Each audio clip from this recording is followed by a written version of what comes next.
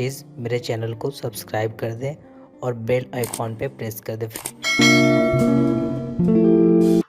So friend, today is my topic is scheme and discount. Friend, मैं पिछली video में बता चुका था कि आपका जो डेबिट और क्रेडिट नोट रहेगा वो दो तरीके का होता है। पहला, जिस पे हम परचेज रिटर्न और सेल्स रिटर्न करते हैं, और दूसरा जो हमारा स्कीम एंड डिस्काउंट रहेगा। तो मैं इस स्कीम और डिस्काउंट में आपको कुछ बताना चाहता हूँ, आप उसको समझ लीजिए। उसकी एंट्री करने से पहले ये बहुत इंपॉर्टेंट है, तो हम इसको बताते हैं। इसमें स्कीम एंड डिस्काउंट में पहले डेबिट नोट है अपना, डेबिट नोट, ठीक है, एंड क्रेडिट नोट, ठीक है। स्कीम एंड डिस्काउंट में क्रेडिट नोट डेबिट नोट दोनों होते हैं, ठीक। इसके बाद देखिए, डेबिट नोट और क्रेडिट नोट क्या है। ये डेबिट नोट हमको परचेज रिटर्न भी इसको कहते हैं, ठीक है। इसके अंतर्गत क्या स्कीम एंड डिस्काउंट भी आता है, ठीक है।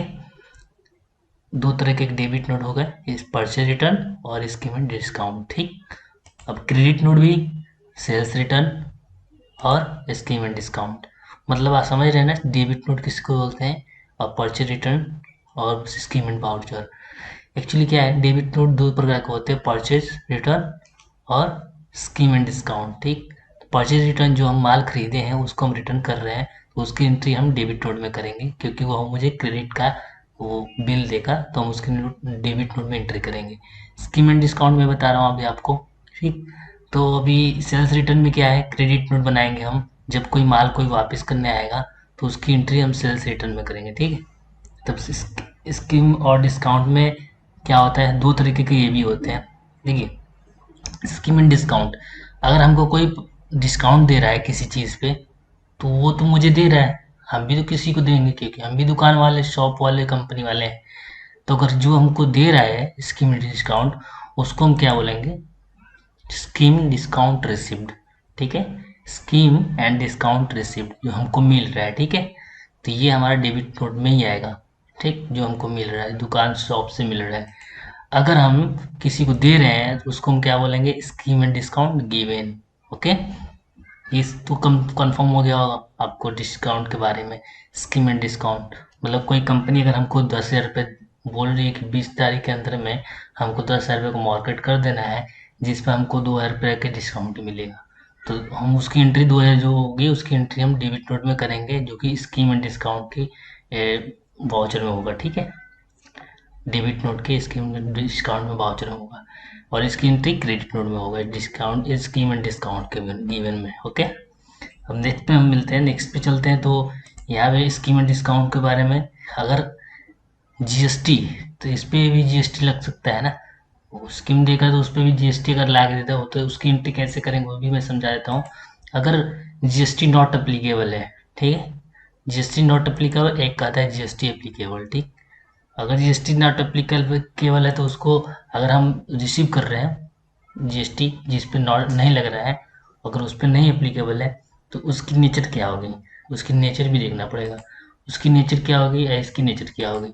इसकी नेचर जो होगी वो होगी इनडायरेक्ट इनकम, मतलब इनडायरेक्ट इनकम आ रहा है हमारे पास, ठीक है।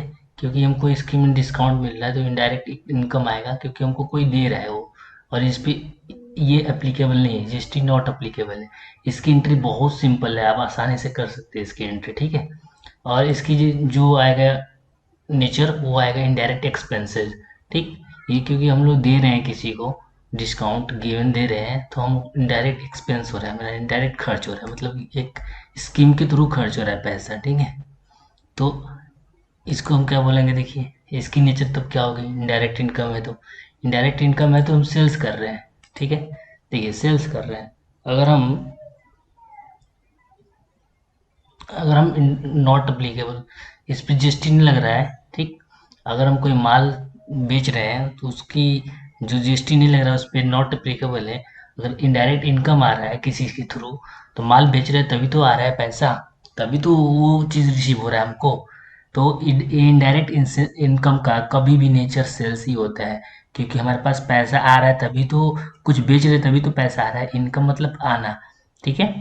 तो बेच रहे तभी आ रहा है, इसका नेचर सेल्स होगा, और इसका नेचर परचेज, क्योंकि हम कुछ खरीद रहे हैं, परचेज कर रहे हैं, तभी मेरा यहाँ पे गिवन मतलब दे रहे हैं किसी को, एक्सपेंस हो रहा है, जब परचेज करेंगे तभी तो एक्सपेंस होगा, ठीक है। तो ये चीज़ कंसेप्ट क्लियर हो जाना चाहिए आपको। कोई भी डाउट हो तो प्लीज कमेंट कर दीजिए मुझे। और यहाँ पे देखिए जीएसटी एप्लीकेबल, अगर जीएसटी एप्लीकेबल है तो क्या होगा, ठीक है। जीएसटी का एप्लीकेबल अगर स्कीम एंड डिस्काउंट पे है, स्कीम डिस्काउंट रिसीव्ड और गिवन पे है, तो देखिए इस पे कितना जीएसटी लग सकता है, वही जीएसटी लग सकता है 5%, 12%, 18%, 28%। इनमें से कोई भी जीएसटी लग सकता है। अगर हम ले रहे हैं स्कीम डिस्काउंट, उस पर भी जीएसटी लग सकता है। अगर दे रहे किसी को, उस पर भी लगा के दे सकते हैं हम इसको, अगर जीएसटी लग रहा है तो, ठीक है। तो अगर लोकल है, अगर अपना जीएसटी लोकल है तो देखिए लोकल स्टेट मतलब सेम स्टेट में है लोकल जीएसटी, मतलब मेरे उत्तर प्रदेश में ही माल मेरा आ रहा है या जा रहा है, तो हमारा उस पर जीएसटी लगेगा कौन सा, एस जीएसटी सी जीएसटी, ठीक है। एस जीएसटी सी जीएसटी लगेगा, ठीक। अगर ये माल हम किसी को दे रहे हैं अगर किसी अदर स्टेट में, तो वो क्या होगा, इसका आई जीएसटी, उस पर आई जीएसटी लगेगा, ठीक है। इंटर स्टेट जीएसटी, ठीक। अब आते हैं इसका नेचर, एक बार क्लियर देख लेते हैं लास्ट में कि नेचर क्या होता है, पूरा पूरा चीज़ का नेचर क्या है। उस चीज़ का पूरा नेचर क्लियर करके मैं आपको दे रहा हूँ कि नेचर किसको बोल रहे हैं बार बार। तो स्कीम एंड डिस्काउंट रिसीव्ड, ठीक है, स्कीम एंड डिस्काउंट रिसीव्ड और गिवन दो तरह का है, ठीक है। इनका नेचर क्या रहेगा देखिए, ये जो है इनका नेचर रहेगा रिसिप्ट का, ये जो है स्कीम एंड डिस्काउंट का रिसिप्ट का, इसका नेचर रहेगा इनडायरेक्ट एक्सपेंस, ठीक है। और देखिए इनडायरेक्ट एक्सपेंस का नेचर क्या रहेगा, सेल्स, क्योंकि हम माल बेच रहे हैं तो ये पैसा आ रहा है, ठीक है। और इसका देखिए इसके गिवन मतलब अगर हम किसी को दे रहे हैं तो इनडायरेक्ट एक्सपेंस मतलब खर्च हो रहा है, इनडायरेक्ट खर्च हो रहा है, ठीक। और इसका नेचर क्या होगा, इसका नेचर ये हो गया, इसका नेचर क्या होगा, परचेज, ठीक है। अब देखिए सेल्स है, ठीक है। सेल्स भी अगर लोकल में है C G S T S G S T लगेगा, ठीक। लोकल में S G S T C G S T लगेगा, तो इसका नेचर क्या होगा, ठीक है। इसका नेचर भी जानना जरूरी है, सेल्स टैक्सेबल। अभी आप प्रैक्टिकल करेंगे आपको पूरी चीज़ कंप्लीट कंफर्म हो जाएगी। अगर उसमें डाउट हो प्रैक्टिकल में तो इस वीडियो को जरूर देखिएगा, कंफर्म हो जाएगा।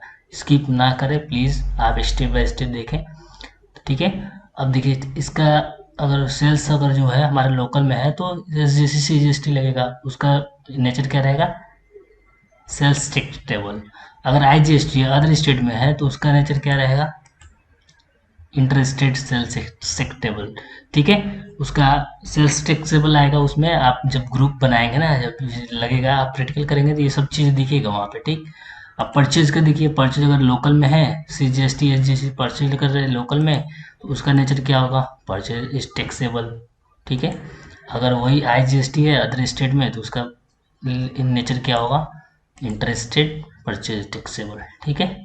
तो फ्रेंड अगर हमको पता है कि आप लोग को पता, थोड़ा सा प्रॉब्लम होगी इस चीज़ को समझने में, अगर प्रैक्टिकल करेंगे इसको लेके तो शायद आपका कंफर्म हो जाएगा कंसेप्ट, और आप क्लियरली आप समझ सकते हैं कि ये चीज़ क्यों बताया हूँ मैं और क्यों ये सब हो रहा है। मैंने वीडियो बनाने में बहुत मेहनत की है, प्लीज़ सब्सक्राइब कर दें और शेयर कर दें और हमारे वीडियो में बने रहें। मैं अच्छी से अच्छी जानकारी देता रहूँगा और जो भी आपको चाहिए मुझे कमेंट करके बताइए। So thank you for watching my video.